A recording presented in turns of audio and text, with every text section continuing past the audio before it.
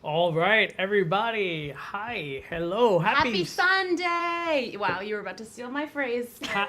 happy Sunday, guys. Happy Sunday. Happy Sunday, everybody. And we are live right now. Thank you guys that are watching. Thank you for putting in your comments. And we have so much exciting things to speak about. We are so excited, guys. Happy New Year for those of you guys who we haven't seen.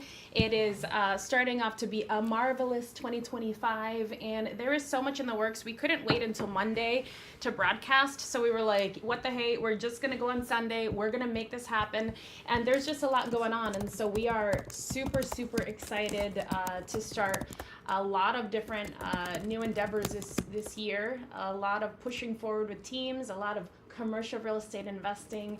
And if you don't know what that is, stick around. We're going to talk a little bit with one of our family office partners who's in the studio, and we're going to talk a little bit about that opportunity coming soon. Yeah, so guys, we are so excited. We have people coming from multiple industries. As you know, of course, Kat and I spent well over 15 years of our lives traveling all over the world and meeting incredible people. And ultimately, as we now have 2 under 2 that luckily keep us very busy. Yeah, it's hard to call the nanny on Sunday, but we made it happen. And we're very excited about this endeavor into multifamily, into commercial real estate. And for those of you guys that are new, there's going to be some great opportunities. But Kat, you are the guru, and I follow Kat's lead. Kat Guru. is sub 2 famous. People know her all What's over. up?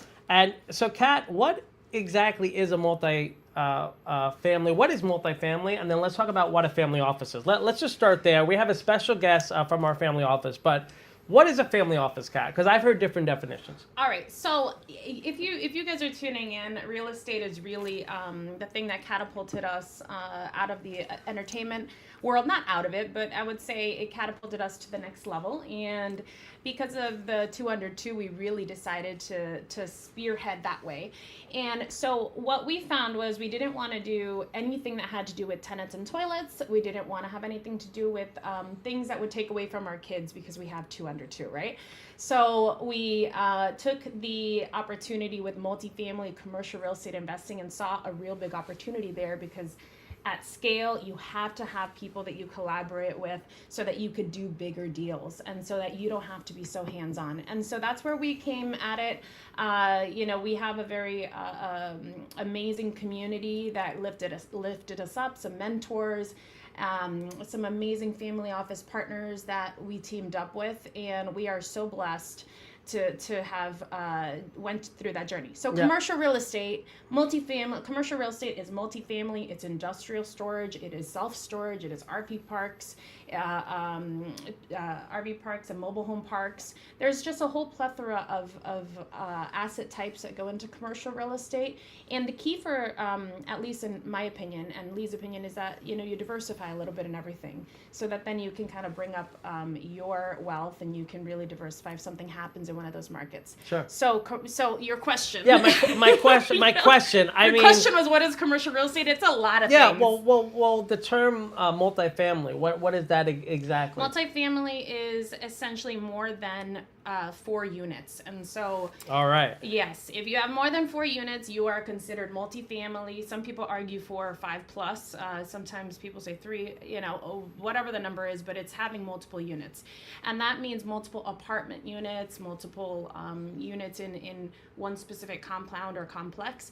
And so we started in multifamily and apartment investing and syndicating and bringing people together so that they can pool their money into multifamily, raise some down payment, and then refinance or sell out in 3 years to make a profit. So all these type of properties are called value add. They actually needed to add value so that it actually would profit a little bit more. And the funny thing with commercial real estate is you don't compare it to the next property like you would in single family. That's the beautiful magic of commercial real estate, is that you don't compare it to the ugly house right next to you. And so same thing happens with every type of commercial asset class. It's based on the NOI, the net operating income. The money that actually the business makes is what the value ends up being. And so that is a beautiful thing. And so we have some opportunities to partner with a lot of big players in multifamily as well as industrial for this year. Those are the 2 asset classes that we're going to be talking about a lot. And those opportunities are just something that we really wholeheartely believe in, that will be something that will be great for people that are starting out or that want to come from the single family space into the commercial space. Yeah. So Kat answered our question. So it's 4 doors or more, right? 4 doors or more, that's your multifamily. And today we're going to be talking about this incredible opportunity with one of our family office partners. Now that brings me to the second question, which is what actually is the family office mean? Yes. So there's another level of type of investment that once you get to a higher net worth, you open up what's called a family office. Sometimes people can be one family office, your family. The term actually came, there's a long history. But what happens is you basically pool your money together and you make sure that those investments stay within the family and you strategically keep that wealth going. And so we have our family office partners who have done really well. And what we're doing is we're going to help our family office partners and everyone in this Zoom, hopefully you guys join our teams, to move some deals and actually get some real estate moving. We are not pitching anything on investments. We are strictly talking about how to get on a team so that we can all benefit from the commercial real estate wave. Yep. So that is the exciting thing. And as we're right here showing you, if you have a question, just pop it in. We'll show it up on the screen. We want to say hi. We have Victor. Hello, Victor. We got up, Lisa Victor? with Hib Group and Kimberly. So thank you guys for coming on. And so, Hi, guys. so here's the exciting thing. So today we're going to be talking to our family office partner with this opportunity. So if you guys are signed up for the webinar or now you're watching it live, we are very excited to have the opportunity to partner with this incredible family office on solely focusing on the commercial industrial space. And this is very exciting because it has some great upside. And so, Kat, tell us about, while Alan is getting ready to come on, Sure. Why this is going to be a great opportunity and why we're building teams with incredible people like you guys watching right now. Yes. So we are looking for teams. We're looking for teams, door knockers, people who are cold calling sellers specifically to basically take down some deals that are off market. And this is an art. This takes somebody who has gusto. But what we're looking for is some strong teammates to help us get through those initial conversations with motivated sellers to then take those down and profit off of those deals. And so we are teaming up with our family office partner here, who will be on in a minute. And the whole thing is to make sure that we all grow. So we're giving a learning opportunity for those of you who have been in multifamily. I know a lot of my friends here, Andre, Kimberly, Lisa, a lot of people that have already had their hand in multifamily, maybe not have heard about industrial outdoor storage and logistics, IOSL, too much, but we believe that that's the next big wave, and we are strategically looking at taking down deals, and our family office partner here is one of the leading industrial outdoor storage investment firms in the United States. And so we need people like you guys, headhunters, people that are motivated and who have really, maybe had some success in multifamily, but want to translate, all that success into maybe multifamily new development or industrial, but today we're talking about industrial storage specifically, and make some headway on that side. And so we're looking for a specific group of ninjas who can help us accomplish that, get some coaching from Lee and I every day, weekly. Weekly. Once a week. We're going to be working with you guys. Very we're going to be working with you guys. And what's so exciting about this is, when we met Alan, Ned, and the team, there's so many. I'll read this straight from their website, which is really, their whole focus is really leading the way through innovation and building a legacy. And we are so happy to have that opportunity to be their partner in this project. So we are going to bring on an incredible gentleman out of Montreal. I believe he's at the other home office in Puerto Rico, because he sent us an incredible picture from the beach. So jello. But we're going to bring on this incredible leader in this IOSL. Ladies and gentlemen, everyone watching at home, happy Sunday. And here he is, Alan with VP of Business Development. Woo, welcome. Alan. Hi, everybody. Alan, how are you? I'm very good. I'm actually very happy to be in Puerto Rico. Yes. Because right now in Montreal, apart from getting 25% tariff increase, there's 25 inches of snow right now, and it's 0 degrees. Wow. So let me tell you, I'm very happy to be here. Yeah. Well, you look a lot warmer since I know yesterday. We're here in long sleeves in DC. This is how dedicated Alan is. We were gonna go live yesterday during his sister's birthday party, which was happening in an igloo party igloo in Montreal, and then we ended up moving it to Sunday. But I'm glad you're in warmer weather, Alan, and we are so excited. If you want to just give us a little intro about yourself or the family office, and then we'll tell people about this great opportunity. Okay, great. So, I got into the iOS industrial real estate about 4 years ago. And before that, I was 20 years VP of marketing and digital for companies like Verizon. And they had a lot of media outlets, so like TV. So I did TV shows, ran magazines, websites, and all. And then I just got out of the corporate mumbo jumbo. And I met Ned, the CEO of the company. And we really hit it off. And we just got together and said, okay, let's start this thing. And wow, I don't have an echo anymore, so that's great. I don't know what happened. Can you guys hear me? Okay, great. And so where was I? You were talking about basically your story of where you started and how you guys decided to come together. Yeah. So Ned and I got together and we said, okay, let's start this thing in industrial. He was already in it. Ned has been in industrial real estate and commercial real estate for the last 20 years. He also did some multifamily. That's how we got his start. And now there's a boom in iOS industrial, specifically iOS, which is industrial outdoor storage. So look at it, industrial outdoor storage specifically into truck parking,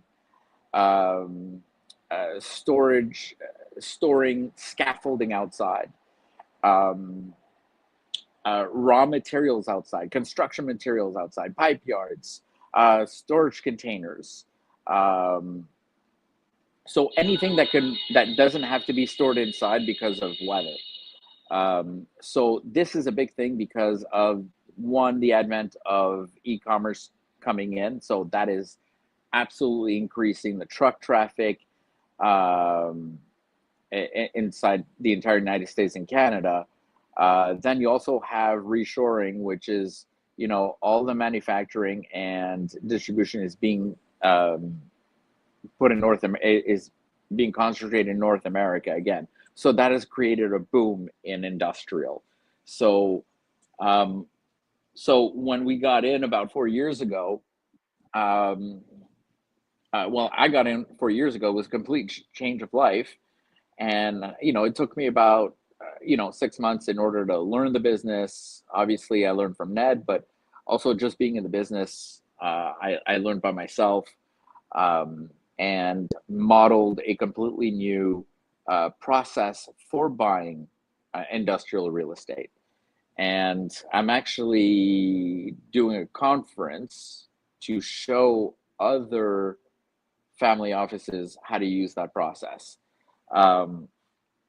So it's pretty cool. We can, we love to innovate in this business. Well, and you are definitely the king of processes because we've seen them. Yeah. And it's always learning because right now, AI coming in, and so we're building out 2 AI products in order to accelerate the process for evaluation. Yeah. Can you hold on a second? Sure. Go ahead. Yeah. Amazing, and we actually, I know we have our first question that I'll pull up while Alan is looking like he's getting himself settled. So Alan, Neil was asking, are there any markets that you are particularly interested in? Yes, absolutely. Let me look into. I have a list here. So we, by the way, Ned is going to come in about 5-10 minutes. Ooh, excellent. That's where I was talking. because I told him you should come in and so it's just that we got a lot of people around here and he's entertaining these people. So he said, okay, I'm going to come in. I love it. So we divided every state into four temperatures. So hot, warm, moderate, and cold.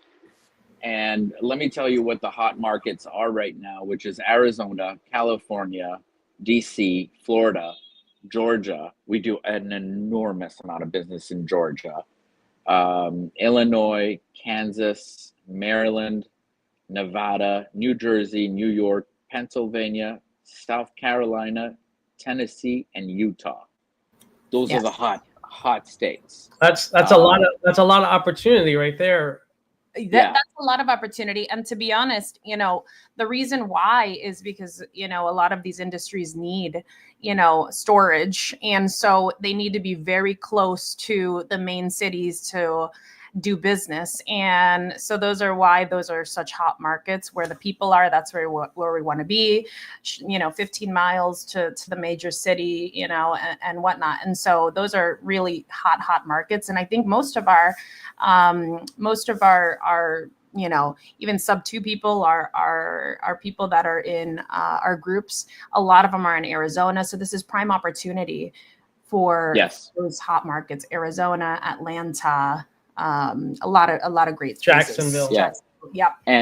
And what we did is also we used an AI technology in order to track all of the busiest routes in all states.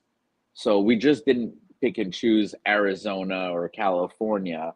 Yes, it's, we know there's a lot of industrial activity because there's major seaports, rail yards, and all of that. So yes, but we also looked at all of the major truck routes, and this is how we came up with all of these hot ones.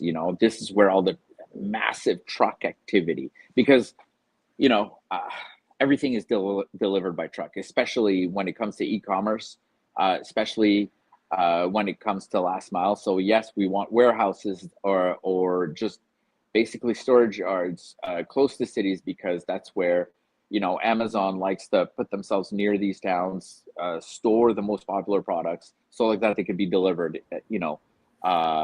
amazingly fast.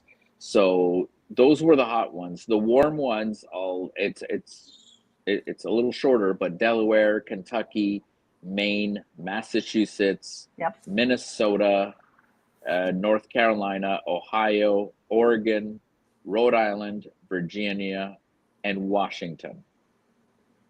Wow, I love it. That's a broad, obviously part of the country. And I know, we're looking in being anywhere from 20 to 30 minutes max outside the city. Can you talk, for people that don't know the opportunity in industrial, can you talk about some of the verticals in regards to, where the financial opportunities? Of course, everyone on this webinar is interested in how we're going to all grow and make money together. But for those that haven't invested or been part of a family office that is investing, why the verticals in this niche?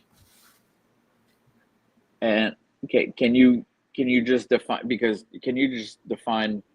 what do you mean by verticals? Because I could be talking about something else. Yeah, I mean, meaning why it is a hot market in regards to for example, if something is broken, it's not going to be the owner that's fixing it. It's the one that might be leasing the space. Just tell us a little bit about how it works and why that is great for everyone involved. Okay, so one of the things as well in industrial, there's lots of mom and pops in industrial, enormous. So a lot of people who started incredibly young, let's just say in the 50s, where there's whole big increase in industrial. These people started young. Then after that, it just went from father to son. But more that the generations pass on, more that they don't want to do this business because it's a hard business. You know, it's very, very hard. So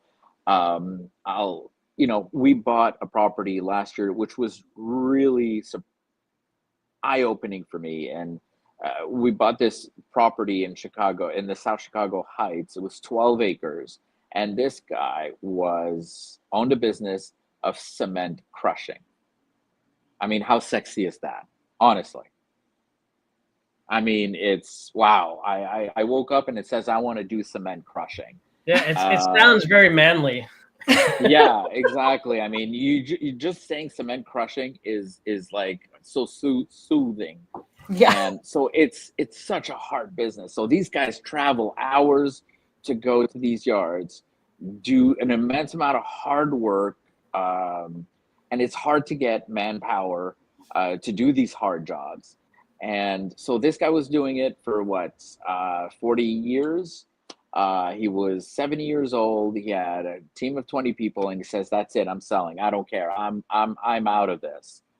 And so he wanted to get out so fast that we bought the property, I think, $1.5 million below market value. And because we manage a fund, an investment fund, we got him in the fund. So Wow. he saved on his taxes Wow. because he did a 1031 exchange. So Yep. right then and there, he saved, I think, $500,000 Yep. in taxes. And Yep. then right now he's just making money every quarter. He just gets a check every quarter. And Yep. in 5 years, I think, if my memory serves, 5 to 7 years, he's going to be doubling his money. Yep. Yep.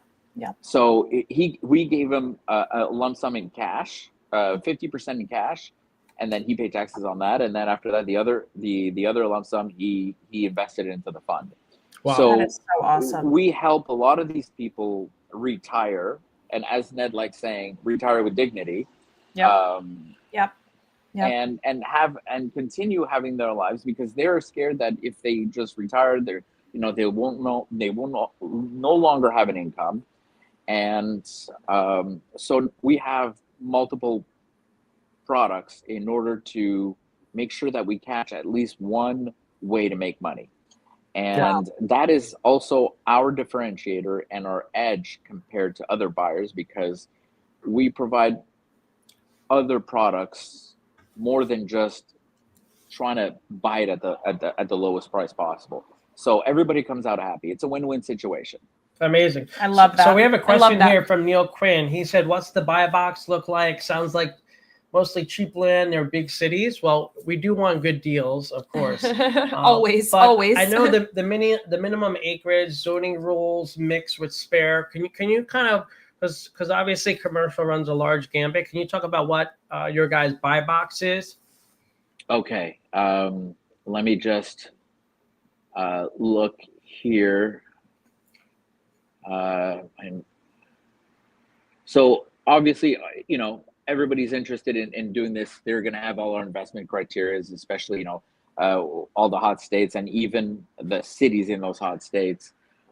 So our transaction size keeps differing, but it's, between $2 million to $25 million right now. And the reason why it's 25 million, 2 to 25, because that's where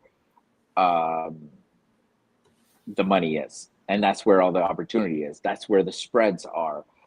That's where the maximum savings are. Anything over $25 million, that's when you start having a difficulty to negotiate and getting better deals. That's also over $25 million. Usually they're bigger buildings. It takes more time in order for permits, get approval on land use and all of that. So our sweet spot are properties below $25 million. Site size is between 3 to 100 acres. So just 2 months ago, I bought 89 acres in South Fulton, Georgia, and we got it rezoned. And since we got it rezoned, it's like wildfire. Everybody's calling us to buy it or to lease it. So we also, what's really important is that the floor area ratio, it has to be below 20%. Yep. So 20% building, 80% yard. And these properties could be vacant, or these properties could be leased. And what's really important is that where the money is in the off market. We don't want people who, we don't want properties that are represented by brokers. This basically complicates the process and the deal. And if there's any brokers on this live, we don't want you on it. No, I'm joking. Leave now. No. I don't know, Alan, by the way.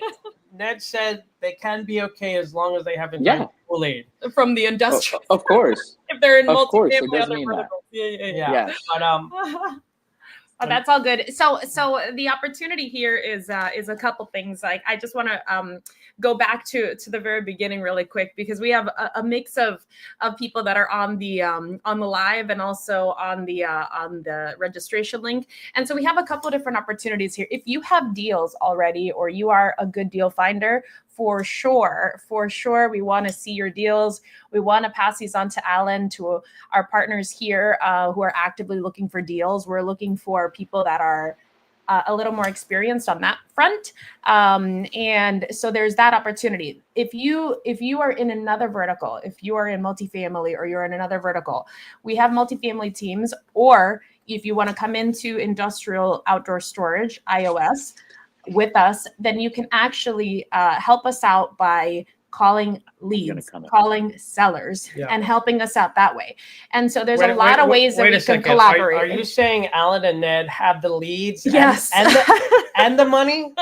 That's amazing. Yes. It's amazing. We do. Yes. For those of you guys that have capital raised, as we all know, it's so hard to raise, and that's really why everyone wants to work with a family office, because they have the funds. That's why it's a family office. So that's why this opportunity is really does not come that often, especially with a caliber of a family office like the one. So that's why this is such an amazing opportunity, guys, that we have here to work direct with family office here, and we have many amazing people that we're working with here this year. So for sure, Alan and Ned are giving us a leg up. And so if you think you can actually speak to sellers, you have experience there. We have 2 funnels. You can either help us out with those leads, and we'll provide those leads and a system for you, even some training modules if you're not completely sure on the iOS. But really what we're calling this is like the blue ocean. The red ocean would be something like multifamily, where everyone is in and everyone and their mother is looking for deals in multifamily. Yep. But the blue ocean, in our opinion, is iOS. And actually, if you haven't read Blue Ocean Effect, it's an incredible book. Yes. It really talks about that principle. It is really a blue ocean. Yeah. Yes. And with the incoming administration, we don't want to talk politics, but we're already seeing tariffs on China, on Mexico, Canada, where Alan is from. Yeah. If anybody wants maple syrup, it's now $1,000. Oh, jeez. Yeah, exactly. Alan will smuggle it in for us when he comes. I promise you, I will smuggle it in. Okay, so I've got Ned here, who's going to be able to talk with us about 5-10 minutes. And it's always exciting to have Ned talk, because he's so passionate and knowledgeable about this blue ocean industrial real estate space. I love it. So just give me a second. Sure. And Ned, so you guys know, is a CEO of 9606 Family Office. Yeah, and he's an amazing human being. We met Ned. We were both at an incredible party in Puerto Rico. And family office event. Yeah, and we were there, and I had a chance to meet, and it's just been great working with this team. So we're bringing him on here. Ned, how are you? Ned? How are you guys? Puerto Rico. Nice to see you. Nice seeing you guys as well. We can't hear you. Hold on. I don't think we Tell Alan to take out his headphones. Where's the? Hold on. Am I muted? Oh, okay. Let's see. Am I muted? Mic issues. Can you hear us? I can can hear hear us? you. Yes. Okay. Okay. He can hear us. All right. Can All you hear right, me? We're how going about to now? figure this out. What about now? Nope. Yeah, you're unmuted on our side. Maybe turn off the Bluetooth. Hey, Victor Brown. I love Victor. Victor is amazing, out of Birmingham, you guys Alabama, hear me our now? buddy. We still can't hear you, Ned. Let's see, Let's maybe check some it. settings, some All right. Bluetooth settings. Yeah, let's see. Let's try here. to see. They're gonna come back in studio. yeah. But what's up, Victor? Yeah, hello to Victor. Hello. Oh, and, Andre says we can hear him. Okay, oh wow, so it's so just maybe it's just us. interesting. Okay, they're coming on. We'll see what happens. All right, hey guys, you're back. Can you hear me now? Now we're good. Yes. Excellent. Okay. It we was can weird. hear Everyone said they could hear you. We couldn't, but now Yeah. we could hear you. And you.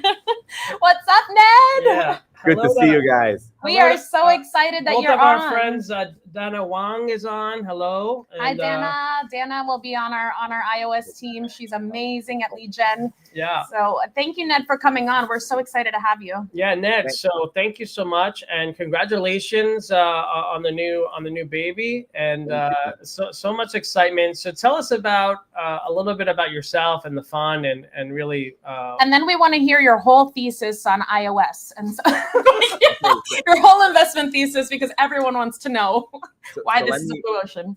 let me make it very I have limited time, so I'm going to try to crunch it, and then if people have questions along the way, just go ahead and ask. I'm not a great presenter, but I'm a much better conversationalist. I'm very good at answering questions.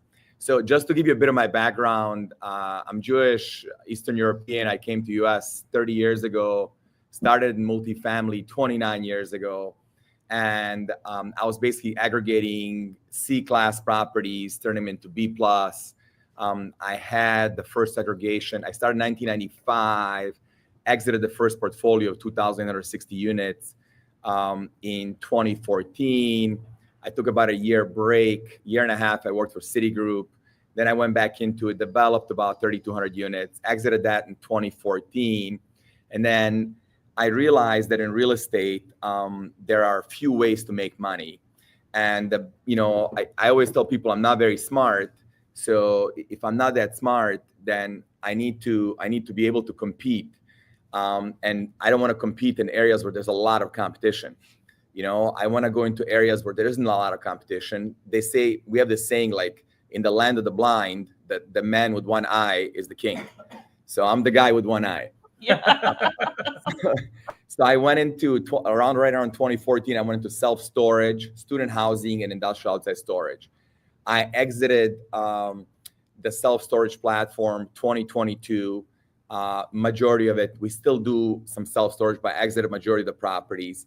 I exited the student housing platform in 2020. And when I sold the student housing platform, I sold both the holdco and the opco, because student housing is more of an operating business than anything else. Yep. And I do remember over a couple cigars some crazy stories about which hopefully when everyone joins us on this journey, Ned will Share have those some crazy. cognac and cigars with us at the Vanderbilt and talk about those stories, but not today. Not We don't today. have time. I will share some stories. Look, any business, any journey, there's ups and downs. You got to keep, pushing along, moving forward, keep your eye on the positive. Don't let yourself get bogged down. Even if you do, just focus on your goal ahead and just keep trucking along, and it'll be a success. So right around 2014, I started buying industrial properties, specifically for last mile logistics. And what happened was my student housing platform and self-storage were growing really fast. So it was almost like a stepchild. And then right around 2019, when I decided to sell the student housing, I started paying more attention to it. And I realized that it was more profitable and it was easier to make money than any other asset class I've ever worked in. Yep. Wow. Yep. So That's the beauty, right? that's the beauty. Back in like 2020, end of 2020, there were only like 5-6 companies doing it. Right now, there are probably about 40 companies in the country doing it. And if you think about it, if you just think of like New York City or Chicago or DC, in DC, there are probably at least a few hundred, if not a couple thousand people who are in multifamily, right? And we're talking about 40 or 50 operators in the whole country. Yeah. So it's really incredible. Like the opportunities are there, the fragmentation's there. Yep. 95% of the market is owned by mom and pops. So that's who we like to buy from. We're not buying from sophisticated investment groups like ourselves. You know, typically you want to buy from an owner who doesn't know how to add value themselves. Right. And what we really do are three major steps. But before I get into three major steps, I'll tell you the reason why we went after last mile logistics. Yes. So there are two main driving forces that the reasons why we went into it. Number one is the e-commerce growth, meaning hold on a second, I'm just gonna move inside. It's starting to rain. Jeez. Oh, jeez. Hey, that's good luck. Usually- That's good luck. And for people that don't know what last mile logistics, it's that last distribution push, right? It's that last little piece that coming into the city after they've taken maybe freight, after they've flown the stuff, and that's what that is, right? Correct? Yeah. So basically, Kat, just basically what it is like if you want to get your goods in same day, next day, or the latest 2 days, typically in most markets, you need to have the last mile distribution warehouse. What that means, it's not that 1 million square foot warehouse that's sitting outside of the city 45 minutes away. It's a smaller warehouse where the goods are coming in. So I'll just give you an example. If Amazon, you guys are in DC, so if Amazon is selling 1,000 cases of 1,000 phone cases for like Apple 15, right? Sure. A day. Yep. What they'll do is they'll bring in 10,000 in a trailer. Okay, they'll leave the trailer in our yard and they'll pull 1,000 into the warehouse, and that 1,000 is being spent, right? So and the drivers are 10, 15 minutes away from where people are located. So they can really the goods are not sitting on the shelves, It's they're sitting quick. on the floor. Yep. It's quick, Yep. right? That's why they can do the same day. And Yep. then when towards the end of the day, they just go back to the trailer and they refill the stock for the next day. And Yep. usually when they get down to like 1 or 2 days of stock, they're getting refilled. Wow. So just to give you an idea, what made us drive into this market is in 2014, U.S. e-commerce penetration, and I'll explain what that is. 4%. It was 4%. 4% of the total, all of the sales, retail sales, were being done online. Wow. Yeah. Today, it's about Huge. 21%. Yeah. Just to put in perspective, China is at about 52%. So 52% of all the retail in China is done online. Incredible. So we have a long way to go in U.S. You know, Which is a lot of opportunity as well. Huge. Yeah. it's a lot of opportunities. So there's a lot of demand. Demand keeps growing, but there's another problem. The other problem is that, you know, wherever you guys live, if you live in any kind of a city or suburb, you will notice that there's not a lot of industrial land in those cities and suburbs. So you have an increasing demand and you have a fairly flat supply. Yeah. So it's the people that pick up the products now, they're going to benefit over the time. It's almost like opposite of the office. Yeah. Right? It's exactly opposite of the office. People are moving out of the office. They don't want to go to the office. They want to work from home. AI's come in and kicking their butt. Yeah. Oof. Right? Big time. Yeah. So you have more supply than you have demand, and that's why the values are coming down. So number one reason why people, you know, this is happening is human behavior has changed. We like to buy certain goods online. My parents got trained to buy it online during COVID, which I never thought they would. Same. Exactly. So now you have the social change, meaning people prefer to buy certain things online. Yeah. I used to never buy shoes online, but now I just buy, like if I'm buying Nikes, I buy size 10 and a half, 11, 11 and a half, and I know one's going to fit me and I return the other two. Yep. That's smart. Yep. That's smart. And I know the older people are buying things. I keep seeing Metamucil commercials on Amazon, and maybe because I'm hitting 44 this year, they're trying to send me a targeting signal. him. That and AARP shit coming in the mail. I'm getting nervous. Oh my God.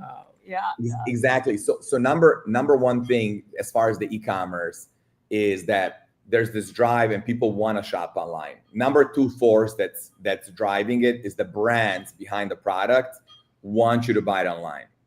Okay, Nike, when they sell you the product directly, first of all, they understand you as a client. They know what you like. They can categorize you and sell you more product because they know your taste. They know how much time you spent on each page. Rather than if you go into a Foot Locker and buy a pair, first they make a lot less money because they have to pay the retailer, the wholesaler, and a distributor. So their margins are a lot less, and also they don't understand you. Right. So they don't have any data. Yeah, you're basically giving them a lot of data too. How many Foot Lockers are left? Not many. Yeah, Nike canceled their big contract with them as well. So more and more shops are like, even Zara is closing down some stores. They're not going to close down all the retail. They're gonna try to keep the key, like they call them show stores, like showmanship stores. So people can go try stuff on, and then you can just keep buying stuff online. And the third reason is because these companies are making so much more profit by selling online. They're spending part of their money on social media trying to get you to buy more product, right? So you have these three forces as far as the e-commerce. And the second thing is this thing called onshoring, right? Meaning companies from US companies coming, they used to go to China and produce everything. During COVID, they realized that we can't produce everything in China. We need to bring some of the smaller bay manufacturing to US. So both of these strategies are competing for the same land. Wow. So like I said, again, like you have this rising demand for the product and you have a fairly flat supply. So that's kind of like the main thing about the market. What makes us unique and special is we're one of the early starters.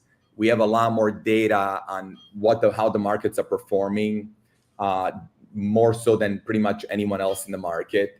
We've done it for a while. We have loyal investors. A lot of them, I'm the biggest investor in all of the funds. And then we have a lot of investors that follow us, mostly institutional. So what we do is instead of going to the market, looking at MLS or LoopNet, we go out and I don't even call them off market. I call them pre-market opportunities. And what we've done is we've created like a solution that pretty much fits anybody that has any desire to transact on any level. And what this solution is, if you're going out there and trying to ask people if they want to sell their property, you're not going to be that successful. If you're going out there and building a relationship, finding out who they are, what drives them. Typically, if I don't go out to the properties that much anymore. I'm busy with other things, but like when I do go out, I make sure I do go out every so often, or when I used to go out more often, I would typically say, hey, we either own a property in the neighborhood or we're about to buy the property in the neighborhood. We want to be a good neighbor. We want to get to know our neighbors. I see you've been here a long time. How long have you been here? And then I start with like big picture questions and then drive down into more specific ones. And you want to get to know someone before you sell them anything, right? And then what we typically do is we start having these conversations and we find out if they have a succession plan. Most of the owners are 65, 70 plus. Typically, if they have kids that are capable and want to take over the business, I don't try to push the buy. But if their kids don't want the property or, they're not capable of continuing to run their business, we have our first step is to just start asking some questions about their estate planning. And we can give you some of these questions to find out what their plans are for the future. And what we found out majority of the time is that these people are afraid that if they sell their business and get some cash, at some point in life, they're going to run out of it and they're going to die poor. That's right. So to resolve that issue, we work with very, very good financial advisors and wealth planners, really fiduciaries, not like your salesman at JP Morgan Chase Bank. I have Goldman Sachs private wealth accounts. So I've created a network of wealth advisors throughout the country that are really fiduciaries and estate planners. So what we typically do is we introduce them to a wealth planner. The wealth planner finds out more information, gives them a plan on how to retire and how they're going to have cash flow moving forward. That's amazing. So now they're not so concerned. And now because you're building this relationship with them, you have 3 or 4 opportunities to make money. Number one, we can buy their property, right? Number two, if they don't want to sell their property currently, but they have any kind of vacancy, we can help them lease that part of the property. Right? Number three, if they have a loan or they need a loan or they need some cash, we can help them finance the property, right? Amazing. So, and then depending on who they are, we have an insurance product, which is more complex. So I won't get into it right now, but basically you're building longer term relationships. And then the longer you stay in this, it takes a bit of time to ramp up, but the longer you stay in it and the more you service the people, the more trust you build, the more deals you get done. That's right. And that's in any business, right? This is any type of commercial real estate, all types of business are relationship driven. And so it's beautiful that you have so many options also to offer, instead of just being like, hey, I'm gonna buy your property and see you later. There's so many, so that also hits home for us. And I think that's why we vibe so well, because we're on the go-giver side as well. And so things just align on that side. But that's amazing. Yeah. And in addition to that, back to that relationship, what's so incredible as we've been working with Alan and Ned is, the CRM and the buy box. Alan is a wizard integrator. I mean, the foundation, more than the foundation is set, the castle is built. Now it's coming with the teams that we're going to bring to the table to add the bells and whistles and continue on, bringing more properties to the team. So, this is not starting from scratch, looking. Of course, if you are more experienced and you have off-market deals, we would love, to have them. But if you're saying to yourself, we're coming from another vertical multifamily, but we don't have access to find these types of people to call, that is already in place.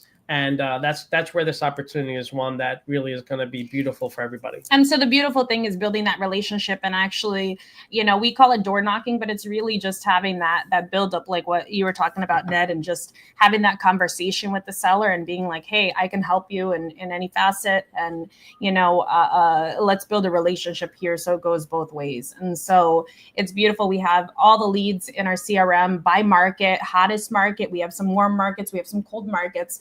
But the hot markets, I think Alan mentioned a bunch of them and spewed them off. We'll probably do a screenshot later, and people can choose if they want a door knock. But we can also call as well. We have a great system set up for that. So we're so excited because this is, the blue ocean is exciting in any business, right? Because I coming from multifamily, and I didn't know you had such an extensive background, Ned, in multifamily. By the way, Ned, Jesus. Ned lies like a rug. He's a great speaker, and he's one of the most intelligent people we've had. I know I was drinking, but he is one of the most intelligent people we've ever had a conversation with when we were in Puerto Rico. Amazing.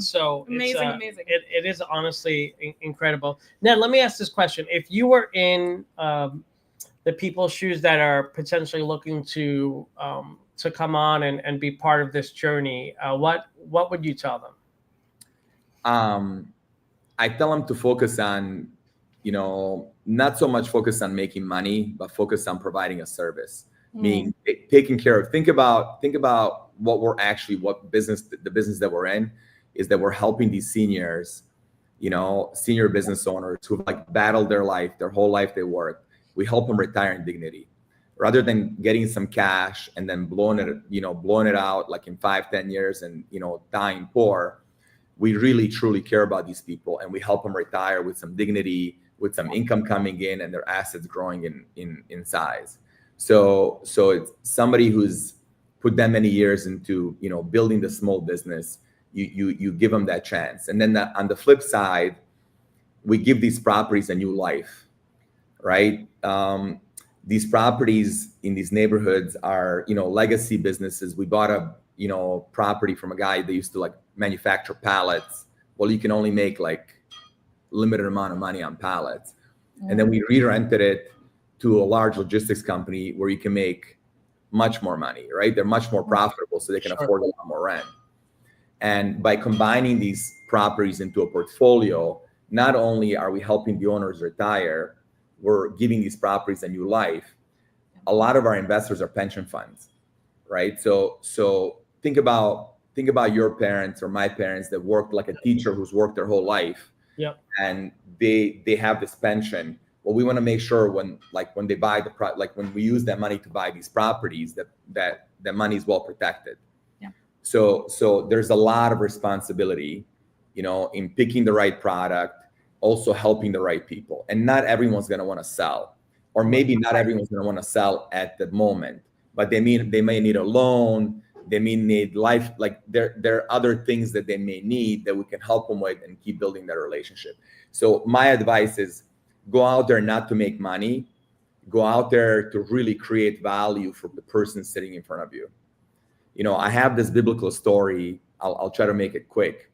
Noah built an ark in the desert, and it took him, you know, tens of years to build the ark. And multiple thousands of people came to visit and say, what are you doing? And he told each one of them what he was doing. But he had not convinced not even one person to join him on the ark except for his wife and kids, right? Wow. Those are the only people that joined him. Yep. And the reason why this happened is because Noah didn't care. He was just spewing information. We really care about the owners that we work with. And typically what ends up happening is when we buy somebody's property, they also know 2-3 other guys in the neighborhood that want the same, right? So if you really take care of them, the world opens up. That's right. And so it's like adding value in every step and being service oriented. It's really like we're here to serve people and add a lot of value. And then when you add a lot of value, it's only fair that you get rewarded. That's right. Yeah. That's right. That's right. You always lead with value, and that's amazing. I love that. That's why we're so kindred spirits, all of us. You know, I think it's just amazing. Yeah. And so these sellers, I mean, you really help them out in multiple facets, and then so we're really doing a great service for those warehouses. You know, a lot of the times you guys put leases in there. You know, a lot of different things happen, and so it's a wonderful cycle. Do you think that, like, what is your thesis? Are you looking at industrial for forever or the next several years? What is your investment thesis on industrial? Like I said, I'm not that smart, but I would predict I don't believe that. I would predict the next like 10 to 12 to 15 years, industrial is probably going to be good. I don't think that far out, right? I usually think in like 5 to 7 year increments. Yep. And I'm fairly certain, I'm virtually absolutely certain that next 5 to 7 years is going to be very, very good, especially now with the tariffs. Yep. More and more companies are going to be coming back to US. They're going to need these spaces. You cannot build factories in the far out areas like you used to, because back in the day, if you built a factory in a farm town, in a small town with a lot of farms around and people weren't really educated, it worked because those people had to come in and pull levers and push buttons, right? But the factory world now. Factories of today, you need programmers and robot engineers and high precision mechanics, and those people live in heavily populated areas. Oh yeah. So that's the driver here.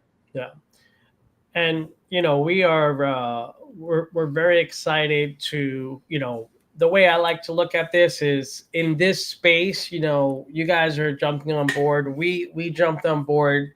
I don't want to use a football terminology, but this is like the Patriots of the 90s, 2000s, and the Kansas City Chiefs of today, right? This is a winning. I don't know anything about football, for sure. But you're joining a winning team, and for those of you guys that are closers, obviously there's going to be some opportunities to learn and grow. But honestly, for everyone to get paid, it's really going to be, if you're taking that list, focusing, let's just say in Jacksonville, you do your due diligence, you create that connection with the seller. You then take that and put it into the CRM that this is a warm lead. Then it's like Tom Brady, known as Ned, and the team dissect it, piece it together, touchdown, and it pushes That's through. All I know about football. And that's the beautiful thing, and that's the magic of working with the family office, right? You have legacy, you have obviously the financial piece, and you have the vision. So we're just the conduits of that opportunity. So that's something to think about if you're listening in. I know we have a question here from Adana. how many iOS assets that you guys are planning to buy for 2025 and within the next 5 years?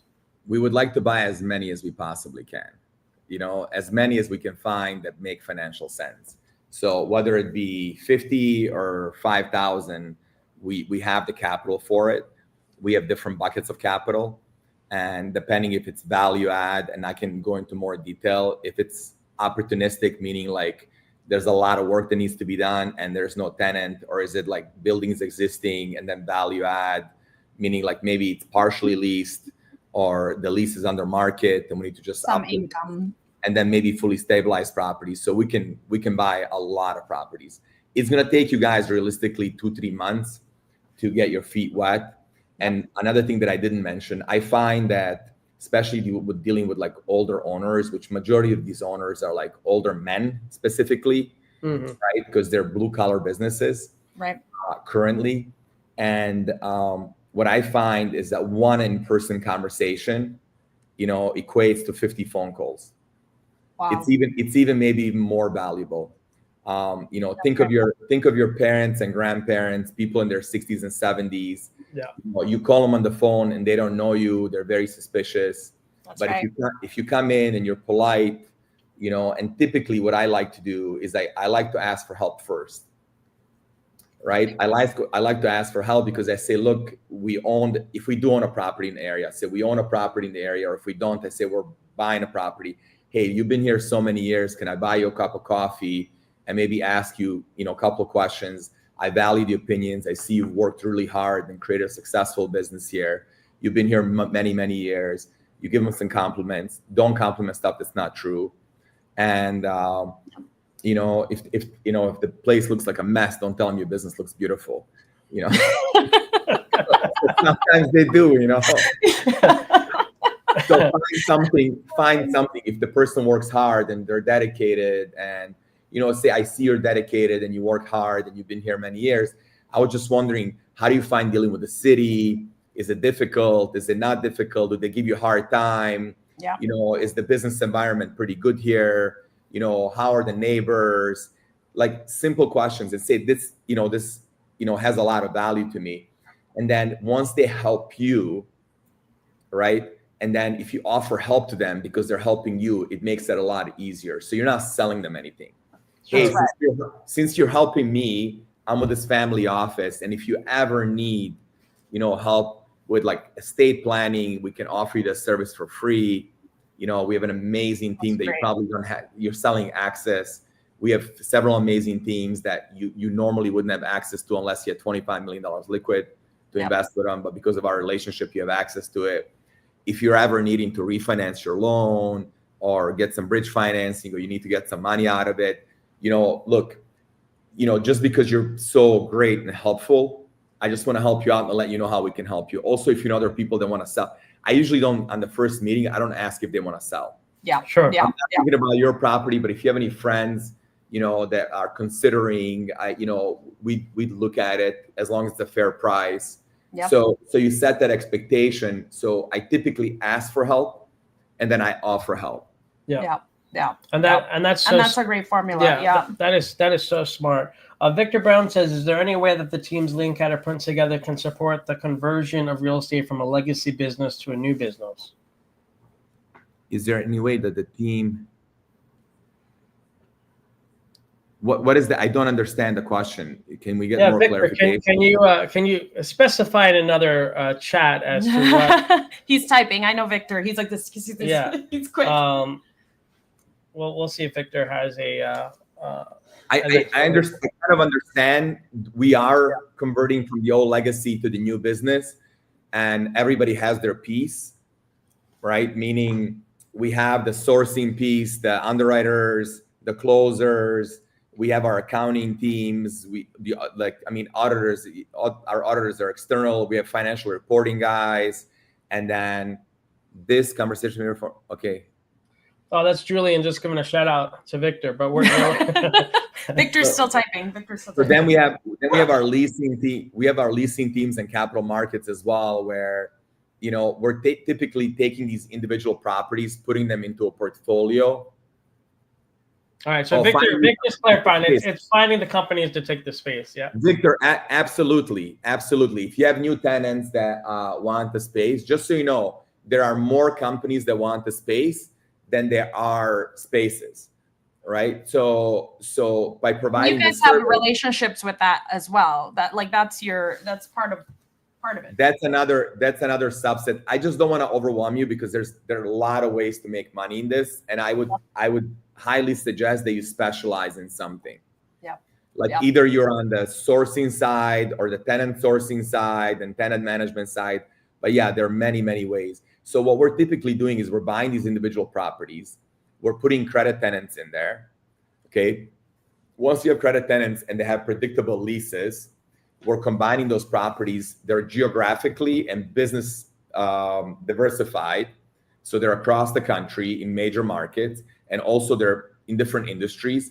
And we're creating a financial vehicle that's worthy of a pension fund investing, meaning it's very safe, right? Wow. You see a lot of pension funds don't like multifamily because there's a lot of drama that comes along with it, and sometimes bad publicity and press. So many large pension blue ocean, another blue ocean to Lots of verticals to mention. Yeah. Correct. And the most important thing is you're not competing with that many people. That's the beauty, right? And if you approach it as a kind person who's really just out there building a relationship, helping, being a helpful person, and actually creating value for everybody, there's definitely rewards in every step of the food chain. It's a great career. I love it. Well, we are so excited. Thank you, Ned, for coming on. Yeah, we know your time is so valuable. Yeah, I have to go. Right. I'm sure you stayed longer than longer than we even anticipated. So thank you so much. We know you're such a busy guy, smart guy, and so we appreciate you so much and this amazing opportunity that you've given us, and also everyone who's on here. We have some stellar people that have come forward already that want to be part of the teams, and so what we're doing here is we're trying to motivate you guys to the rest of you guys to come on board so that we can hit the ground running in February ASAP. We have some modules, some trainings, some leads that we could give you guys, and or if you guys already have leads to send to the team, we'll put in my email as well for those leads, and we'll take it from there. So thank you, Ned. Thank you. Thank you. Woo. All right. Stellar, amazing team. Oh my gosh. And here we are. We have the lead quarterback and the incredible running back here, Alan. Because if Ned isn't throwing the ball, then Alan is. I'm making sure that the other guys are running and protecting the guys. That's right. That's what it is.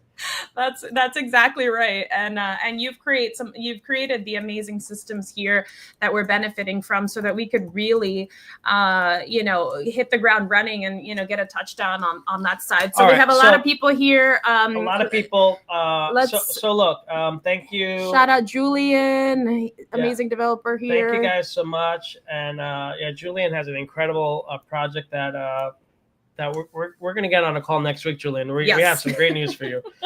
But look, working guys, hard. I know a lot. We've been on this Zoom for a little over an hour, and for those of you guys that have ever tried to work with a family office, it's usually you can't get them on the phone. I mean, this is a very unique opportunity, and not only that, but you're going to not just be working alongside Kat and I. You're gonna, the weekly calls. It's going to be this magical trifecta here. Yes. And I'm sure for those of you guys that grow with us, you'll have an opportunity to work with Ned. Both of them are going to be at the mastermind in Costa Rica with us. And then also in August. A plethora of knowledge. You guys are just, Alan, Ned, you guys are just freaking we can hear you talk all day. You guys are brilliant. And I love how Ned's like, I'm not a speaker. I'm not that interesting. Yeah. He's throwing Noah quotes. And I'm like, Jesus. Taking notes. I love it how he says he's not the smartest person there. And I'm like, oh, man. Yeah, right. Yeah, right. If I left 20 years of being a VP and big corporate companies to go join him, there was a reason, Exactly. I mean, Alan's a smart guy, but Yeah. Ned, just to tell you guys, Ned is the front office, okay? and I'm the back office. So I'm making sure that everything was running smoothly. It's a well-oiled machine. And yes, I am more and more of the front office. And I'm getting my feet wet in the front office a lot more than You guys are because the Ned right coolest. now is just It's just sorry? awesome. You guys are just the coolest family office we've ever worked with. You guys are just the coolest, both of you. Yeah. Cool cats. You should see, and this is where it was a change of paradigm for me, going from corporate to this, and it was like, okay, I'll never go back to corporate forever, forever, because right now I'm doing 3 times as much as what I used to do in corporate, and all that. It's we're free. We love to have fun. We love to work very hard. It's an ever-changing industry. Obviously, now that AI is coming in, we're working with companies in Germany for AI innovation in the loans and to the underwriting. And, we're so close to getting things so automated. Close, but so close yet so far. So it's far, like, it's crazy the world of AI, and that's like a whole another animal. But I know like the real estate industry is going to get like really shook like this, and it's but it's exciting in the same token. But you guys are always on the forefront of the newest things, being one of the leading investment firms in industrial. It's just it's so amazing to work with you guys. Well, it's so incredible, and I love that. That's why it's so great to like the systems Alan has put together are incredible. Those of you guys that join this dream team will see those. But to hear Ned speak about delivering the value and the legacy and being able to create win-wins, that revitalizing these industrial properties that might be going under because people are getting old or they don't know how to use that to retire. You just think of like the entrepreneur. Like, we're entrepreneurs. We've been entrepreneurs for 20 years, and it's like, it's something you don't think about. You don't think about the later, and so it's just amazing. And I can tell you, we, having produced our live conferences in hotels, and we've only changed hotels 2 or 3 times, but when you leave that hotel and you're like, that's the last year you're going to do an event there, you kind of feel like it's a piece of you is also leaving. And I can't imagine for an owner that has started a business that is their life, their tears, their blood, their sweat, and that business is either failing or they're ready to move on to other pastures, to know it's going to be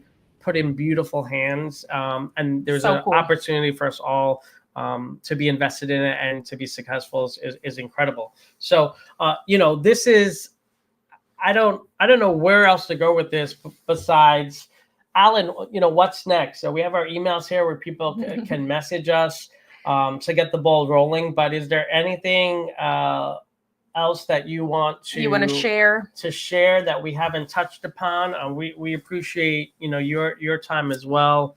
We know you guys are busy doing business there in Puerto Rico, and so we don't want to take up any more time. But do you have any closing thoughts? Anybody have any last questions? Oh, there you go. You're unmuted now. Are you asking for closing thoughts on my side? Yes. For you first, and then we'll see if any more questions come up, and then I think we'll wrap up. Anything you want to wrap up? We're going to keep this an hour, but it's good. This has been so informative, even for us. So right now, what is really, what I love what Ned said, where he said there's not a lot of competition. Right now, there's really 40 players in the market right now, and we're number 13. And when we say we're number 13, and just like, when we really started hitting hard 3 years ago, that is a huge feat. So we have the capital is there, the organization is there, the knowledge is there, everything is there, and right now it's a race against time to keep that momentum going. The whole Trump thing is coming in, and it's we don't know what's up or down right now. and everybody's interested in hearing. That's the thing right now. Yep. There's the fire. There is fire right now, and I'm sorry, I'm using Canadian terms in English, so bear with me here. But right now it's hot. People are just overexcited. There's energy in the air, and people are listening right now. So that's where I am rushing like crazy in order to finish, these last few things in order to onboard as many people as possible. Because honestly, it's a question of time. Like it's like right now, let's just beat it while it's hot. That's right. That's right. And we have the people, these amazing people that are here on the Zooms, and the ones that are going to watch also the replay afterwards. This is going to be amazing, guys. And also, like we're so excited with a ripple effect. For those of you guys that have other friends or are leading teams, this is a great opportunity. And with Alan and ourselves, we believe we put together an incredible. And I have a suspicion Ned is going to jump in on our weekly calls every now and then too. Yeah. He's excited. He's so excited. He's freaking such wealth of knowledge too.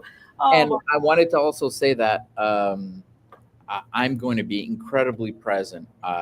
You're not alone. You'll always be supported, because that's that is also one of our strengths. Is we're going to be there for you. Any questions, ask us. We'll answer right away. And if we don't have the answer, because sometimes we don't, we're going to get it for you within the next day or hours. And when you bring in a new deals, we have a KPI in-house to actually respond with an answer and data within 48 hours. Yeah, and I can tell you from we presented. We were at Art Basel, and we found an off-market industrial deal, and we literally put it up into the system, and it was just like that, just like Alan is saying. So it's really he is the master of systems. He is. By far. We are so fortunate. And so we're going to wrap up the Zoom. Thank you, Alan. I want to say one last thing. Oh, yeah. Yes, go ahead. Please. We did say that, we want to go off market. And the reason why it's off market, because we don't want a licensed broker in there. I kind of misquoted is because, you know what? A good deal is a good deal. That's Whether right. there's a broker in there or not, it doesn't matter. Sure. A good deal is a good deal. Whereas when there's a broker, obviously his mandate is to represent his clients, and in order to get the best price for his client. So that actually makes the job a little harder. But at the end of the day, a good deal is a good deal. And, most of our purchases are done with brokers. That's it. Yeah. Yeah. I love it. So let's do this, because this is happening live, guys, right? So it is Sunday. Ned, what is your schedule like? Because the next Zoom will be private, right? And it'll be really kind of onboarding. Are we looking at maybe Thursday or maybe even Wednesday? I mean, what is your schedule like this week? I prefer Thursday. I prefer Thursday. Okay. I prefer Thursday because I'm working really hard trying to get some of the finishing touches. Guys, Lee and Kat are like super. They're helping me out as well. They're giving me ideas, and I'm like, oh man, I didn't think about. Okay, I'm gonna have to change some things here and there. But I'm in Puerto Rico till Sunday. So I arrived. I arrived literally a couple of hours ago, and I leave on Sunday.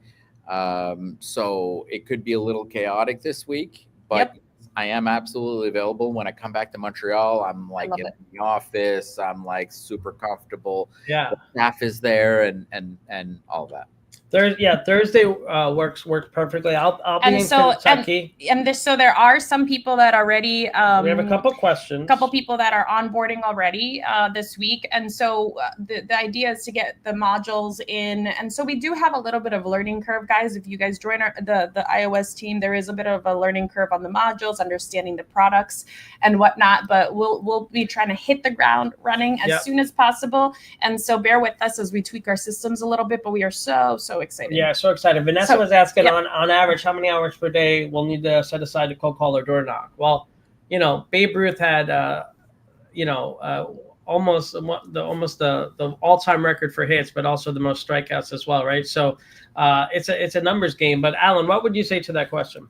Sometimes actually it's not a numbers game. I would say it's a numbers game when we start calling.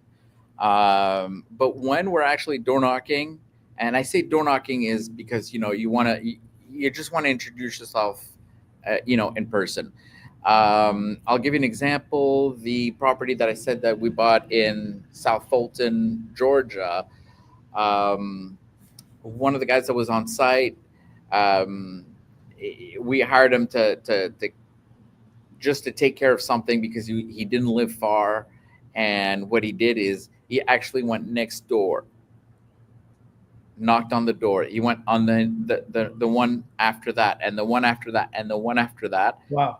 And he actually got literally, I swear, 15 leads in one day.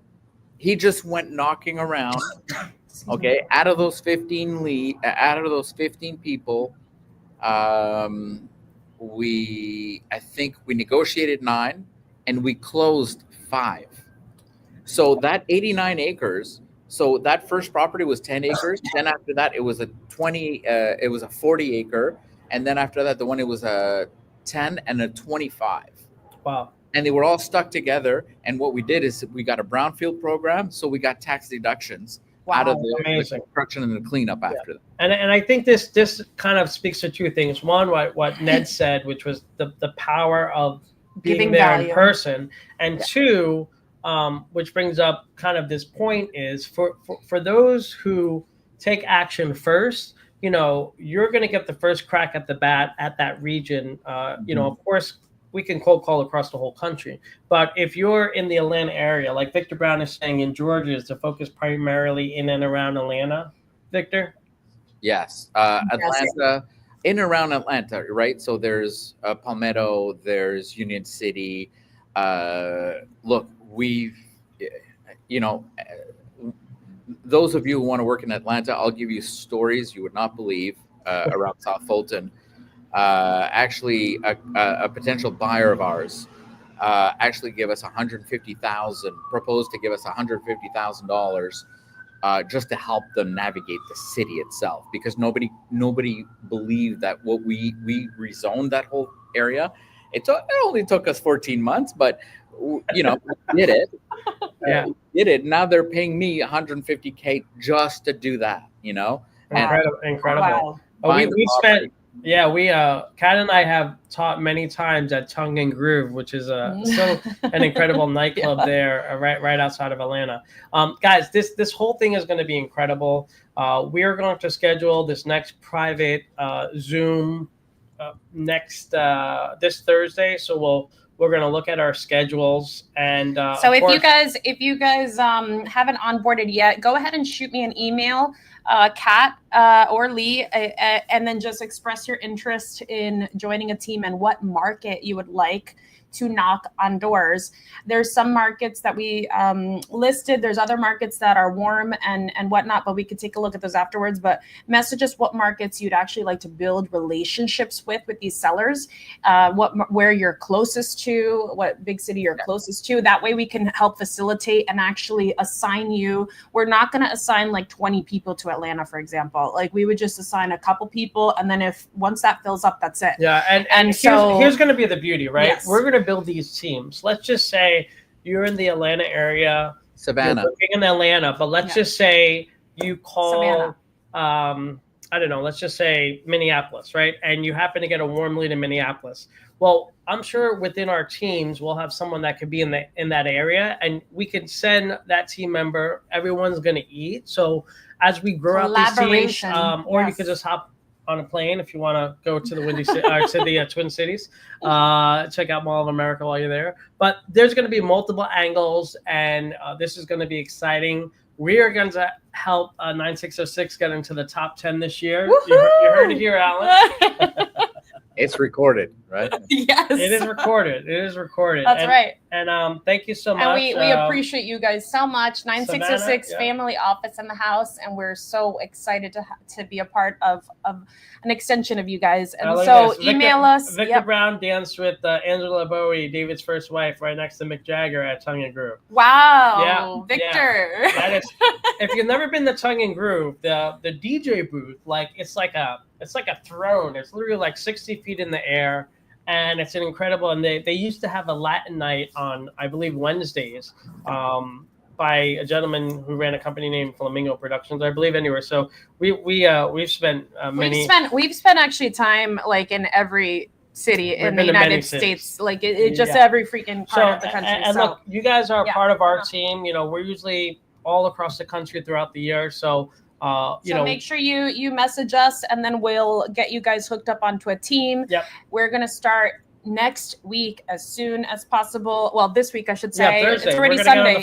Thursday. Yep. And so we gotta hit the ground running, guys. This is an amazing opportunity with 9606. Alan, we want to let you go so you can maybe get him a fungo or nice pina colada. Yes. I know you're from Canada, but did you know the pina colada was actually invented at a bar in San Juan, in Old San Juan? You could go. I'll Google search it, but no way. The first ever pina colada. There's a bar in Old San Juan, and they claim to have created the pina colada. We'll have to fact check. But yeah. All right, let's let Alan go. And I'm a beer guy. I just can't wait to look. I'm looking at the fridge going, there's a beer just waiting for me right there. Yeah, well, we're going to let you have that beer. You worked too hard, Alan. You worked too hard. Thank you so for much. Everything you've done. And I know Ned was like, I'm not getting on if this looks like a shit show. So we're glad he came on. That's always good. He and I know he's a super busy guy. No, it's just that it's 5 people just got to his place, and he has another place, so we got these people over there. So he was just walking around everywhere. I know you guys. I know you guys are so busy now. We're joking. Hey, Alan, enjoy your time in Montreal. Thank you guys so much, guys. Thank you, everyone. For Alan 9606 Fun. Thank you, guys. Thank you, everyone, for joining. All right. Well, guys, we got to wrap this up because that was crazy. That was amazing. We love them so much, and it's such a great opportunity. So we're gonna wrap this up. Yeah, we're gonna wrap this up. Thank you guys so much. Thank you to everyone that came on. Thank you, Dana. Thank you, Vanessa. Thank you guys for your questions and for staying on a Sunday. It's cold here in DC. We're gonna be in Houston for the rest of the week. So if anybody, actually for the next 12 days, so if anybody from that area wants to hang out with us, we'll be in Katy, Texas, and the Woodlands. So come hang out with us. Thursday, we're going to do the Zoom probably in the evening. So make sure right now you guys email us, please, at our emails there at the bottom over here, 9606familyoffice.com, Kat or Lee and then we'll get you guys onboarded. We want to do this as quickly as possible. This is not going to last forever. So if you guys message us in 2 weeks from now, there might not be a spot available for you. So we are really going to niche down here, make sure we put all of our resources into hitting some slam dunks into these opportunities. And we have several opportunities here. This is one of them that we wanted to really highlight today in industrial storage, the blue ocean that we spoke about. And Brad asked a great question. He said, well, this is recorded, so we will put it up so that way you guys have it. And it's also on our YouTube channel. And it is on the YouTube channel. And I will end like this. I don't like to cross market anything, but we haven't really, we put out invites for this, but we are doing a mastermind that Ned and Alan will be at, as well as many other incredible people in the multifamily, commercial real estate, residential many real of our family office friends and institutional investors that we've just rubbed elbows with all throughout the year. Where's this happening? This is happening in Manuel Antonio, Costa Rica. If you've never been there, it is absolutely beautiful. And we are going to be there from May 16th to the 20th this year. So we're going to be telling everybody about that. And Kat, is there anything else that we want to touch upon? We'd love to have you guys at the mastermind because it's gonna be incredible. Yeah. So we'll put out some more information. I think Leah's trying to get some footage here, Yeah, but I'm it's trying one of to our get- buddies actually owns a resort there, and Well, here we are. and we're gonna be sharing a little bit. Here is the beautiful resort. Yeah. Oh. There we are. And by the way, 4.5 stars. That's It's always amazing. good. Yeah. So this is the hotel that we'll be at. The Shanna, our buddy, owns it, and we'll be doing the mastermind there. So join us in May. We'll give you guys a little bit more information little later. If you've never been to Manuel Antonio, Costa Rica, there's more monkeys than people. Look how beautiful it is. And the other incredible thing is that our buddy is selling this hotel. So if anybody is interested in we can maybe syndicate it. That's another conversation. But May 16th to the 20th is going to be the mastermind. We're going to have it's going to be the Avengers. We're focusing on wealth, health, mindset, relationships, and that could be with yourself if you're single, by the way. And then challenges, right? So we're going to have meditation each morning. We're going to have 1 or 2 hours of sessions, networking, and then we're going to do challenges. We're going to have a surfing challenge. There's the longest dual zip line in the world. We're going to go sail fishing. You have one of the most beautiful national parks in the entire country. And it's all happening right in beautiful Manuel Antonio, which we mentioned has more monkeys than people. Yeah. So you're invited. And, if anything, commercial real estate is a way that you can level up. That's the biggest takeaway. If you are still on the fence of whether you should get there, whether you are just starting out or not, the answer is yes. You need to get into something that will level you up. And so commercial real estate is one of those vehicles that will really propel you. And so we've been big proponents of that. In the beginning, it was all multifamily value add. Then it was new development multifamily. Yep. And now we really believe that this is a really blue ocean in the industrial outdoor storage. And this is why it is so important that we have these teams now make this opportunity available to you guys now so that we can all really collaborate and get moving on this front. So we are going to now shut up and let's end the Zoom. This is it. Thank you Gotta guys go back so to much. the kids. Happy Sunday. Happy Please Sunday, everybody. message us, Kat and or Lee at guys have our emails. 606familyoffice.com. And we look forward to having a conversation with you. We'll also be emailing everyone. And don't forget, August, we have our big Salsa into Sub 2 event. And so we'll keep you guys posted for that too. Oh, by the way, you guys are also invited to, I didn't mention, but goodness. May, We're never going to end May this thing. 22nd. So the 16th to the 20th, 21st is the mastermind. But May 22nd, Kat and I are renewing our vows in Manuel Antonio for our 10-year wedding anniversary. You just invited all the world. It's great. So it's going to be Everybody come to incredible. Yeah, we're it's going to be, guys, I'm telling you, there's beautiful things that happen when you put your mind to it. And we are so glad each of you guys, like Dana, for example, we saw her speaking at a family office event. And so thank you. It's really great. We are so fortunate to be around incredible people. So we love you guys so much, and happy Sunday. Stay warm. Apparently it's Groundhog's Day, and they're saying there's going to be another 6 weeks of winter. So, that's bad news. So, all right, guys. Thank you so much. We'll see you guys again real soon, and have a great afternoon.